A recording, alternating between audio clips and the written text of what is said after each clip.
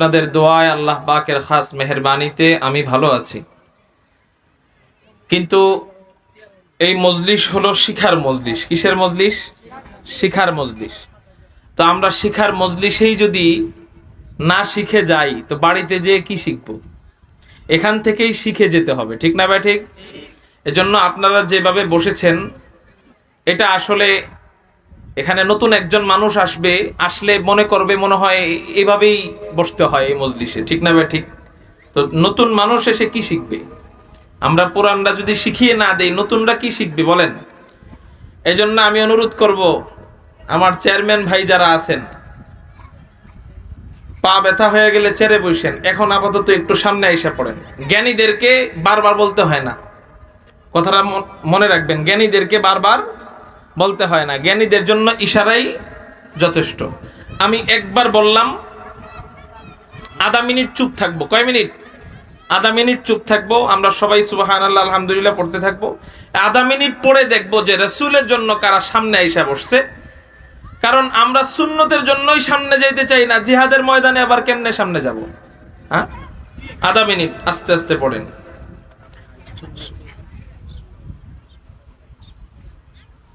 এক ভলান্টিয়ার ভাই আপাতত চেয়ারগুলো উঠায় ফেলেন। ভলান্টিয়ার ভাই, একমাত্র মুরব্বী যাদের হাত পা ব্যথা তারা ব্যতীত আপাতত চেয়ারে কেউ না থাকলে ভালো হয়। তবে হ্যাঁ, আমি আপনার একটা সুযোগ দিয়ে দিই, যদি একান্ত কারো চেয়ারে বসতেই হয়, অনেকে প্যান্টের কারণে বসতে পারে না, আপনি চেয়ার নিয়ে সামনে এসে যান, অসুবিধা কি? আমার চোখের সামনে এসে যান। নামাজের সময় যে বসতে পারে না, নিচে চেয়ারে বসতে হয়, সে সামনের কাতারে যায় বসে না চেয়ার নিয়ে? তো আপনি সামনে আসেন, অসুবিধা কি? চেয়ারটা দিবেন যখন মুরব্বীদের বসতে কষ্ট হয় তখন, এছাড়া দিবেন না। হ্যাঁ ভাইরা, আপনারা আরেকটু সামনে আসেন। আল্লাহ,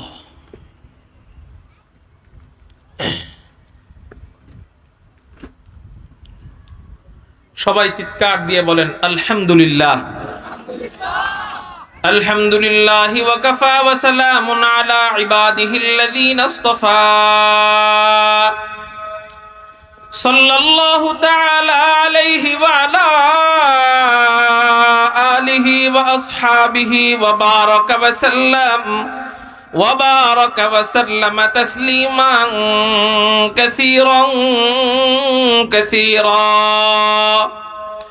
خصوصا على سيد المتقين والأبرار صاحب النبي في الغار والمزار، أفضل الصحابة بالتحقيق،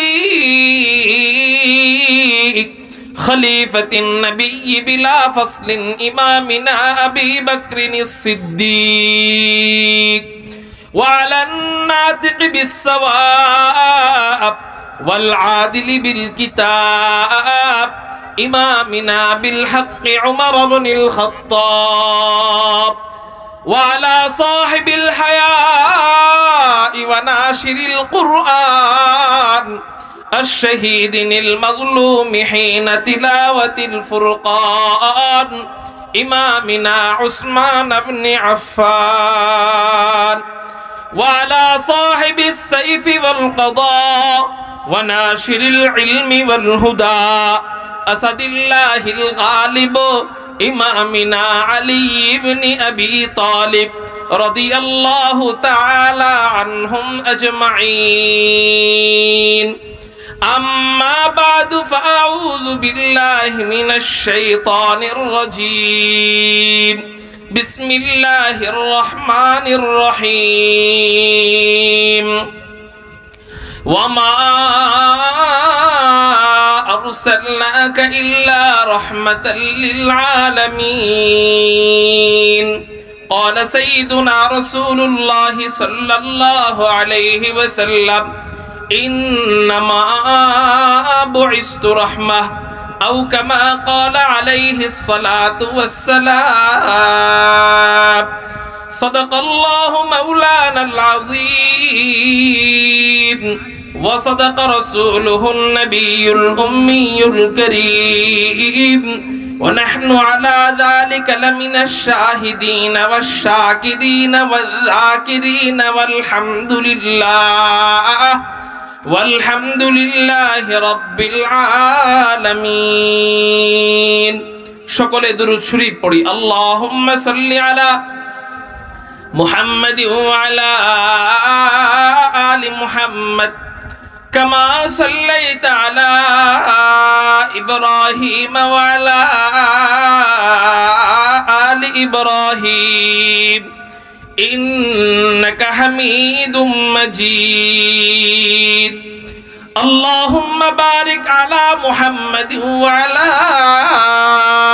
آل محمد كما باركت على إبراهيم وعلى آل إبراهيم إنك حميد مجيد। একটু জিকির করি লা ইলাহা ইল্লাল্লাহ।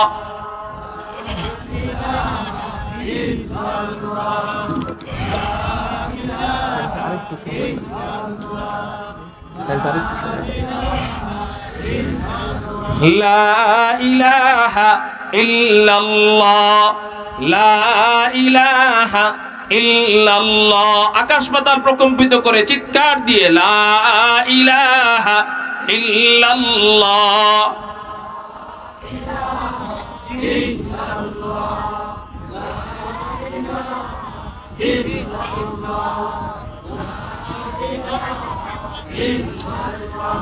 ला इलाहा इल्लल्लाह। तेरे महबूब की यारब, तेरे महबूब की यारब शबाहत लेके आया हूँ, हकीकत उसका तू कर मैं सूरत लेके आया हो, न अज़मत लेके आया हो न शौकत लेके आया हो, न अज़मत लेके आया हो न शौकत लेके आया हो, मोहब्बत लेके आया हो, मोहब्बत लेके आया हो। ला इलाहा इल्लल्लाह।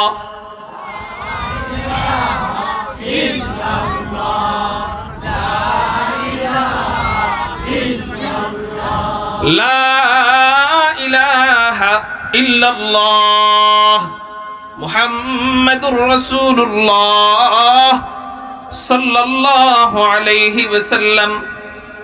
আলহামদুলিল্লাহ, আল্লাহ জাল্লা জালালুহু ওয়া আম্মা নওয়ালুহুর দরবারে লাখ কোটি শুকরিয়া আদায়। আরবি মাস অনুযায়ী রবিউল আউয়াল মাস চলতেছে। কি মাস চলতেছে? রবিউল আউয়াল মাস চলতেছে।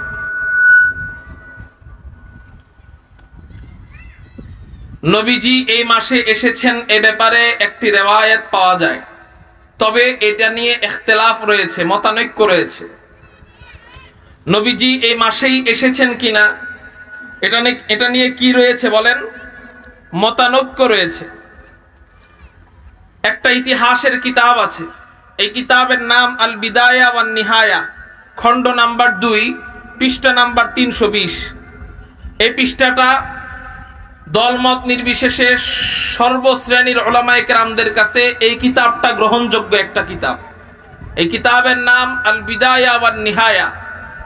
এই কিতাবের 2য় খণ্ডে আল্লামা কাস্তালানী রহমাতুল্লাহি আলাইহি নবীজি আগমন করেছেন বলে 6টি মত, বিভিন্ন ইমামদের, বিভিন্ন ঐতিহাসিকদের 6টি মত উল্লেখ করেছেন। এর মধ্যে একটি মত হলো, কেউ কেউ বলেন নবীজি মুহররম মাসে এসেছে, কেউ কেউ বলেন নবীজি সফর মাসে এসেছে, কেউ কেউ বলেন নবীজি রবিউল আউয়াল মাসে এসেছেন, আবার কেউ কেউ বলেন নবীজি রবিউল আখির মাসে এসেছেন, আবার কেউ কেউ বলেন নবীজি রজব মাসে এসেছেন, আবার কেউ কেউ বলেন নবীজি রমজান মাসে এসেছেন। এই 6টি মত পাওয়া যায়। কি অবস্থা! এখানে মাহফিল চলে, এইভাবে গানের আওয়াজ, খোঁজ নিয়ে দেখবেন এটা কোনো হিন্দুর বাচ্চারা করে না, মুসলমানদের বাচ্চারাই করতেছে। ঠিক না ভাই? ঠিক। নদীতে না? আল্লাহ এদেরকে হেদায়েত দান করুক বলি আমিন। মুহতারাম হাজিরিন, গান বাজনা যারা বাজাইতেছেন, গানের আওয়াজ, আমার মাইকের আওয়াজ যারা পাচ্ছেন, মেহেরবানি করে আপনারা এই এরিয়ার থেকে দূরে যে এরপর বাজায়েন, কিন্তু অন্তত এখানে বাজায়েন না, একটু বন্ধ রাখেন মেহেরবানি করে। আল্লাহ আমাদেরকে হেদায়াত দান করুক বলি আমিন। তাহলে 6টা মত পাওয়া যায়। তবে জমহুরদের মতে, জমহুর উলামায়ে কেরাম মানে বিশাল উলামায়ে কেরামদের ব্যাপক দল, বেশি দল, এদের মতে নবীজির জন্ম হয়েছে রবিউল আউয়াল মাসে। নবীজির জন্ম হয়েছে কি মাসে? এটা হলো মাস। এবার আসেন নবীজির জন্মের দিন। মুসলিম শরীফের 1162 নম্বর হাদিসের মধ্যে নবীজি বলেন, আমার জন্মের দিন হলো সোমবার। জন্মের দিন কি বার? তাহলে ইখতিলাফ রয়েছে নবীজি কোন মাসে জন্মগ্রহণ করেছেন, কিন্তু নবীজি কোন দিন জন্মগ্রহণ করেছেন, সোমবার দিন, এটা নিয়ে কোনো কি নাই। এটা মুসলিম শরীফের হাদিস, এটার মধ্যে কোনো সন্দেহ নাই। কিন্তু একটা হলো দিন অর্থাৎ বার, আরেকটা হলো তারিখ। বার নিয়ে কোনো সন্দেহ নাই, কোনো ইখতিলাফ নাই, নবীজি সোমবারে এসেছেন, কিন্তু তারিখ নিয়ে আবার ইখতিলাফ। তাহলে প্রথমে মাস নিয়ে ইখতিলাফ, দিন নিয়ে ইখতিলাফ নাই, আবার তারিখ নিয়ে কি ইখতিলাফ। এই তারিখের ব্যাপারে আল্লামা কাসতালানী রহমাতুল্লাহি আলাইহি 7টি মত উল্লেখ করেছেন। 1, 2 রবিউল আউয়াল, 8 রবিউল আউয়াল, 10 রবিউল আউয়াল, 12 রবিউল আউয়াল, 17 রবিউল আউয়াল, 18 রবিউল আউয়াল, 22 রবিউল আউয়াল। এই 7টি মত আল্লামা কাসতালানী রহমাতুল্লাহি আলাইহি এই কিতাবের মধ্যে উল্লেখ করেছেন। এটা আমার কথা বলতেছি না কিতাবের কথা বলতেছি? কিতাবের কথা। আল বিদায়া ওয়ান নিহায়া, ঐতিহাসিক বড় বড় ইতিহাসবিদদের কথা এখানে ঢুকানো হয়েছে। মুহতারাম হাজিরিন, তাহলে বোঝা গেল নবীজির দিন নিয়েও কি রয়েছে, জন্মের দিন তারিখটা নিয়েও কি রয়েছে, বার নিয়ে ইখতিলাফ নাই, তারিখ নিয়ে কি রয়েছে, ইখতিলাফ রয়েছে। কিন্তু নবীজির ইন্তেকালের দিন নিয়ে, ইন্তেকালের তারিখ নিয়ে কোনো ইখতিলাফ নাই। কি বললাম? আসার তারিখ নিয়ে ইখতিলাফ আছে, কিন্তু যাওয়ার তারিখ নিয়ে ইখতিলাফ নাই। আসার তারিখ নিয়ে ইখতিলাফ হলো কেন? নবীজির আসার সময়ে আবু বকর জানতেন না যে এটা নবী হবে, জানতেন তো? জানলে না জন্ম তারিখটা লিখে রাখতো। ওমর জানতেন না যে এটা নবী হবে। আসার সময় জানতেন না চাচা যে আমার ভাতিজা নবী হবে। আসার সময় মা জানতেন না যে আমার ছেলে নবী হবে। যদি জানতেন তাইলে জন্মের সময়ে তারিখ, দিন সবকিছু লিখে রাখতো।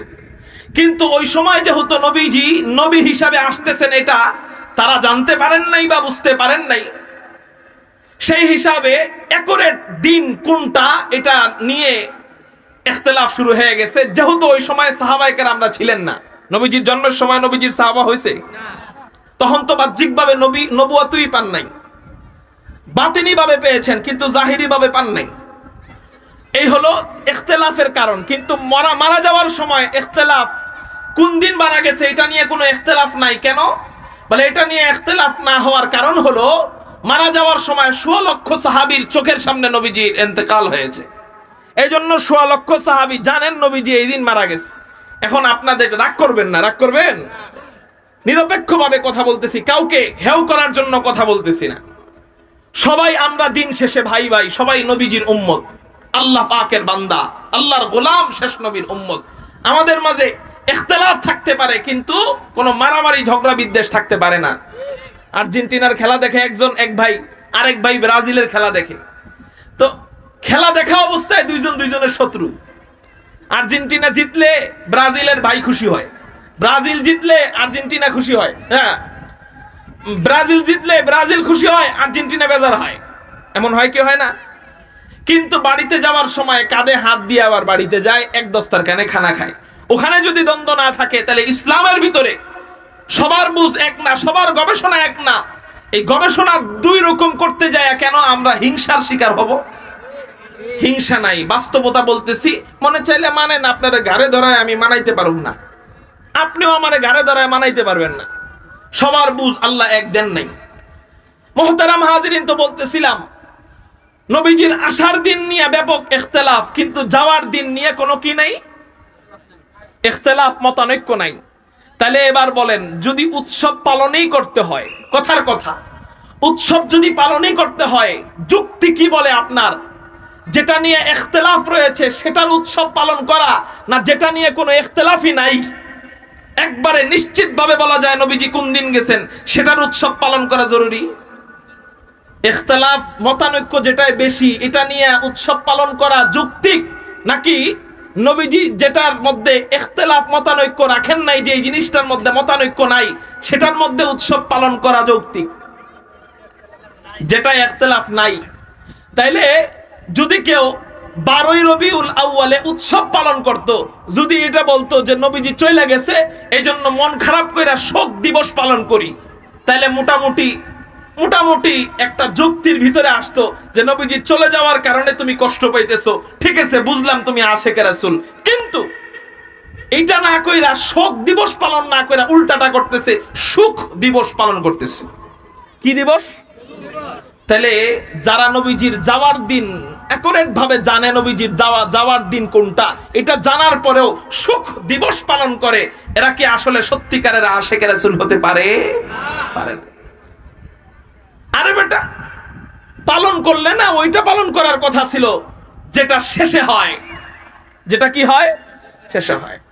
আসার দিন নিয়ে খুশি, কিন্তু ওই দিন যে নবীজি চলে গেলেন 12ই রবিউল আউয়াল, এটা নিয়ে তো তোমাদেরকে কোনো বেজারই দেখা গেল না। আপনার বাবার মারা যাওয়ার দিন আগামীকালকে, কথার কথা, আপনার বাবার মারা যাওয়ার দিন কোন কালকে? আগামীকালকে। এই আগামীকাল যত ঘনায় আসবে আপনি কি তত খুশি হইতে থাকবেন, না মন বেজার হইতে থাকবে? কেন? এটা বাবার মোহাব্বতে। ওই দিন যখন আসবে, যদিও আপনি দিবস পালন করবেন না, ইসলামে এই দিবস পালন করার কোনো বিধান আমার জানা মতে নাই, যদিও দিবস পালন করবেন না, কিন্তু আপনার বাবা আগামীকালকে মারা গেছে বিদায় অন্তত আপনার মনটা তো খারাপ থাকবে। নবীজি যেই দিন মারা গেছে ওই দিন মন খারাপ তো দূরে থাক, উল্টা আরো ঢোল তবলা বাজায়, গান বাজনা বাজায়, আরো খিচুড়ির বন্যা বসায় দেয়।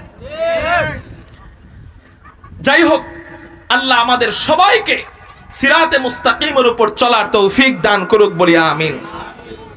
মুহতারাম হাজিরিন, নবীজি আসলেন, তাহলে কয়েক মাসের ব্যাপারে ইখতিলাফ রয়েছে। এর মধ্যে প্রসিদ্ধ মত হলো নবীজি আসলেন রবিউল আউয়াল মাসে।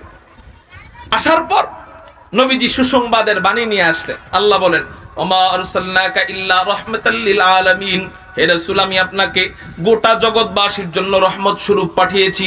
চিৎকার দিয়ে বলেন না সুবহানাল্লাহ। নবীজি গোটা জগৎবাসীর জন্য রহমত স্বরূপ আসেন।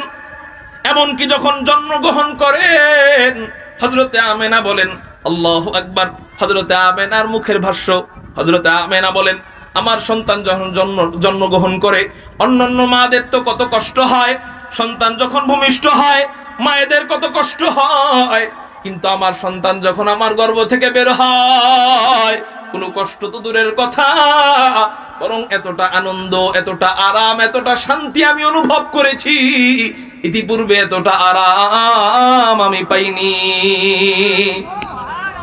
আমার নবী রহমত ওয়ালা নবী, আমার নবী আকাশের জন্য রহমত, আমার নবী জমিনের জন্য রহমত, আমার নবী সূর্যের জন্য রহমত, আমার নবী চন্দ্রের জন্য রহমত, আমার নবী ছোটর জন্য রহমত, আমার নবী বড়র জন্য রহমত, আমার নবী এতিমের জন্য রহমত, আমার নবী মুসলমানদের জন্য রহমত, আমার নবী আবার অন্য দিক দিয়ে কাফেরদের জন্য রহমত। নবী যদি দোয়া না করতেন, আল্লাহ আমার উম্মতকে ডাইরেক্ট আযাব গজব দিয়ে তুমি অন্যান্য জাতির মতো ধ্বংস করে দিও না, আদ জাতির মতো ধ্বংস করে দিও না, সামুদ জাতির মতো ধ্বংস করে দিও না, আল্লাহ লূত আলাইহিস সালামের জাতির মতো আমার উম্মতকে ডাইরেক্ট আযাব গজব দিয়ে ধ্বংস করে দিও না, ফিরাউনের জাতির মতো আযাব গজব ডাইরেক্ট দিয়ে ধ্বংস করে দিও না। আল্লাহ দোয়া কবুল করে নিলেন, আল্লাহ ডাইরেক্ট আযাব গজব দেন না, এই জন্যই তো কাফের আর মুশরিকরা মজা নিতে পারে। বোঝা গেল কাফেরদের জন্য আমার নবী রহমতের বার্তা নিয়ে আসছেন। ও মেরে মুহতারাম ভাইও, তো ওই নবী গোটা জগতের জন্য রহমত, সেই নবী আবার জন্মগ্রহণের সময় মাকে কষ্ট দিবে, এটা তো যুক্তিতে ধরে না। ওই নবী জন্মগ্রহণের সময় মাকে কষ্ট দিবে, এটা তো যুক্তিতে ধরে না। জন্মগ্রহণের সময় হযরতে আমেনা বলেন, আমার গর্ভ থেকে যখন বের হয়, শুধু তাই নয়, অন্যান্য শিশুরা যখন বের হয় ময়লা আবর্জনা নিয়ে বের হয়, কিন্তু আমার শিশু যখন বের হয় আমি তখন দেখতে পাইলাম আমার শিশুকে কে যেন পেটের মধ্যে মিশক আম্বরের আতর লাগাইয়া দেয়। অন্যান্য শিশুরা বের হয় দুর্গন্ধ নিয়ে বের হয়, কিন্তু আমার শিশুকে কে যেন মিশক আম্বরের আতর লাগাইয়া দেয়।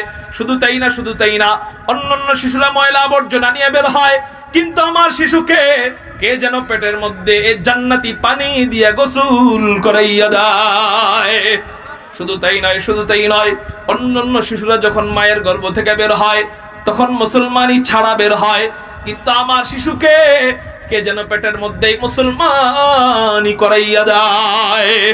শুধু তাই নয়, অন্যান্য শিশুরা সোজা অবস্থায় বের হয়, আগে মাথা বের হয়, এরপর দেহ বের হয়, কিন্তু আমার শিশুকে রব্বে কায়নাত সিজদা অবস্থায় বের করছেন। চিৎকার দিয়ে বলেন না আল্লাহু আকবার। এবার নবীজি জমিনে আসেন, জমিনে আসার পর হযরতে আমেনা নবীজির চেহারা মুবারকের দিক তাকান, তাকানোর পর দেখেন চেহারাটা মুহাম্মদ, চেহারার দিক তাকান, চেহারাটা মুহাম্মদ। আল্লাহু আকবার। মুহাম্মদ শব্দের অর্থ কি? মুহাম্মদ অর্থ হলো প্রশংসিত। মুহাম্মদ অর্থ কি বলেন? প্রশংসিত। চেহারার দিক তাকান, চেহারাটা প্রশংসিত। নাকের দিক তাকায়, নাকটা মুহাম্মদ মানে নাকটা প্রশংসিত। গালের দিক তাকায়, গালটা মুহাম্মদ। কানের দিক তাকায়, কানটা মুহাম্মদ। হাসির দিক তাকায়, হাসিটা মুহাম্মদ। কপালের দিক তাকায়, কপালটা মুহাম্মদ। চাহনির দিক তাকায়, চাহনিটা মুহাম্মদ। ভুরুর দিক তাকায়, ভুরুটা মুহাম্মদ। হাসির দিক, কান্নার দিক, ঘুমের দিক, তাকানোর দিক, সব দিক মুহাম্মদ। চুলের দিক তাকায়, চুলটা মুহাম্মদ। মাথার দিক তাকায়, মাথাটা মুহাম্মদ। কাঁধের দিক তাকায়, কাঁধটা মুহাম্মদ। পিঠের দিক তাকায়, পিঠটাও মুহাম্মদ। পেটের দিক তাকায়, পেটটাও মুহাম্মদ। হাত পায়ের দিক তাকায়, হাত পাও মুহাম্মদ। আল্লাহ, এমন কি শিশু দান করলা যে শিশুর সবকিছু মুহাম্মদ। এত দামি শিশুর নাম আমি কি রাখতে পারি? আল্লাহ পাক রব্বুল আলামিন হযরতে আমেনার অন্তরে ঢাইলা দিলেন, আমেনা যে শিশুর সবকিছু মুহাম্মদ, এক কাজ করো, ওর নামটাও রাইখা দাও মুহাম্মদ। যে শিশুর সবকিছু মুহাম্মদ, ওর নামটাও রাইখা দাও মুহাম্মদ। হযরতে আমেনার মনে পড়ে যায়, আমেনা স্বপ্নে দেখছিলেন নবীজি যখন গর্ভের ভিতরে ছিলেন, তখন আমেনাকে আল্লাহ স্বপ্নে দেখাইছিলেন, আমেনা তোমার গর্ভের ভিতরে একটা সন্তান আছে, এই সন্তানটা বের হওয়ার পর এর নাম রাখবা মুহাম্মদ এবং আহমদ। আল্লাহ পাক রব্বুল আলামিনের ওই স্বপ্নের কথা মনে পড়ে যায়। আরে আমার শিশুর সব সূরত মুহাম্মদ, আমার শিশু দেখতেও মুহাম্মদ, আমার শিশুর চেহারাটাও মুহাম্মদ মানে প্রশংসিত। আরে নবীজির চেহারাটা কেমন প্রশংসিত, কেমন চমৎকার ছিল। হযরতে আম্মা জানা আয়েশা বলেন, এই তোমরা জানো নাকি আমার স্বামী মুহাম্মদের চেহারা কত সুন্দর? ইউসুফের চেহারা দেখা মিশরের রমণীরা তো হাত কাটে, কিন্তু আমার স্বামীর চেহারা দেখা পুরা আরবের সমস্ত মুসলমান কলিজা পর্যন্ত দিয়া দেয়। আমার নবীজির চেহারা আল্লাহ কত সুন্দর করে বানাইছেন, কত আদর করে বানাইছেন। বুখারী শরীফের হাদিস, হযরত আব্দুল্লাহ ইবনে সালাম রাদিয়াল্লাহু তাআলা আনহু মদিনাবাসী ছিলেন, আনসারী সাহাবী ছিলেন, তখনও মুসলমান হন নাই। ইহুদিদের বড় পণ্ডিত ছিলেন, ইহুদিদের বড় আলেম ছিলেন। হযরত আব্দুল্লাহ ইবনে সালাম রাহমাতুল্লাহি আলাইহি যখন জানতে পারলেন মক্কা শরীফ থেকে মুহাম্মদ নামে এক ব্যক্তি মদিনায় আসছে, নবী দাবি করছে, তাকে যাচাই বাছাই করার জন্য তিনটা প্রশ্ন ঠিক করলেন। এই তিন প্রশ্ন নবী ছাড়া আর কেউ উত্তর দিতে পারবে না। শেষ নবী ছাড়া এই তিন প্রশ্নের উত্তর আর কেউ দিতে পারবে না। হযরত আব্দুল্লাহ ইবনে সালাম এই তিন প্রশ্ন ঠিক কইরা নবীজির কাছে গেলেন মদিনায়। মক্কা শরীফ থেকে হিজরত করে যখন মদিনায় যান, ওই সময়ের ঘটনা। হযরত আব্দুল্লাহ ইবনে সালাম নবীজির কাছে যাওয়ার পর নবীজির চেহারা দেখা ব্রেক করছেন। ব্রেক বুঝেননি আপনারা? গাড়ি যেমন ব্রেক করে, নবীজির চেহারা দেখা ব্রেক করছেন। নবীজির আলোচনা যে যত মনোযোগ দিয়া শোনে, আল্লাহ তার দিলের ভিতরে নবীজির প্রতি প্রেম তত বাড়াইয়া দেয়। নবীজির আলোচনা শোনার পর যার উঠে যেতে মনে চায়, বুঝতে হবে ভিতরে নবীজির মায়া ভিতরে নাই, এই জন্য নবীজির আলোচনা শুনতে খারাপ লাগতেছে আপনাদের, এই জন্য চিৎকার দিয়ে বলেন না সাল্লাল্লাহু আলাইহি ওয়াসাল্লাম। হযরত আব্দুল্লাহ ইবনে সালাম যাইতেছেন নবীজির দরবারে, প্রশ্ন করবেন কয়টা? 3টা প্রশ্ন করবেন। অন্যান্য ইহুদিরা জিজ্ঞাসা করে, এই ইমাম সাহেব, ওদের ইমাম, ওদের নেতা, এই ইমাম সাহেব আপনি কই যান? আব্দুল্লাহ ইবনে সালাম বলে, আমি আটকাইতে যাই। কারে আটকাইতে যান? ওই যে মুহাম্মদ নামে কে নাকি আসছে নবী দাবি করতে, আমি ওরে 3 প্রশ্ন করে আটকাইতে যাব। আমি যাচাই বাছাই করব, দেখবো এটা সত্য নবী নাকি মিথ্যা নবী। বলে তাহলে তো খেলা জমবে, আমরাও আপনার সাথে যাব। কয় তাহলে চলো। হযরত আব্দুল্লাহ ইবনে সালাম বিশাল এক ইহুদিদের জামাত নিয়া নবীজির দরবারে হাজির হন। ওই সময় নবীজি মসজিদে নববীর ভিতরে বৈশা বৈশা তালিম করতেছিলেন, বয়ান করতেছিলেন। আব্দুল্লাহ ইবনে সালাম নবীজিকে দেখার সাথে সাথে গাড়ি যেমন ব্রেক করে, আব্দুল্লাহ ইবনে সালাম ব্রেক করে দাঁড়ায় যায়। অন্যান্য ইহুদিরা জিজ্ঞাসা করে, এ আব্দুল্লাহ ইবনে সালাম প্রশ্ন নাকি করবা? যাও, প্রশ্ন করো না কেন, দাঁড়ায় গেলা কেন? হযরত আব্দুল্লাহ ইবনে সালাম বলে, ও মিয়া, প্রশ্ন করব কি? চেহারা দেখেই বুঝে গেছি, লাইসা বিওয়াজহিন কাল্লাব, এই চেহারাওয়ালা ব্যক্তি কখনো মিথ্যা নবী হইতে পারে না। সাহেবে খুলকে আজিম ও মজহরে জুদে আমিন। এই সাউন্ড বাড়ান, সাউন্ড বাড়ান। সাহেবে খুলকে আজিম ও মজহরে জুদে আমিন, आयते रहमत के शाने उरबू बस्तो रहीम, आयते रहमत के शाने उरबू बस्तो रहीम, रहमतुल लिल आलमी खान दश खुदा बंदे करीम, रहमतुल लिल आलमी खान दश खुदा बंदे करीम, खल्क़ खुल्क़ क़ौल फ़अलु हदीउ समथे वो हमीद, खल्क़ खुल्क़ क़ौल फ़अलु हदीउ समथे वो हमीद। कारो ज़बान যেন বন্ধ থাকে না, চিৎকার দিয়ে বলি না আল্লাহু আকবার। চেহারা দেখা বলে, বুখারী শরীফের হাদিস বলতেছি আপনাদেরকে, নবীজির চেহারা দেখা বলতেছে, লাইসা বিওয়াজহিন কাযাব, এই চেহারাওয়ালা ব্যক্তি মিথ্যা নবী হইতে পারে না। তাহলে চেহারা দেখাই হযরত আব্দুল্লাহ ইবনে সালাম বলে, আমি চেহারা দেখে মুসলমান হওয়ার প্রিপারেশন নিয়ে নিলাম। আল্লাহ এত যত্ন কইরা, এত সুন্দর করে আমাদের নবীজিকে বানাইছে, আর এদিক দিয়া মির্জা গোলাম আহমদ কাদিয়ানি ও নবী দাবি করে নিজেকে। নবীরা হয় নিখুঁত, অথচ গোলাম আহমদ কাদিয়ানির এক চোখ কানা। আরে কানা আবার কেমনে নবী হয়?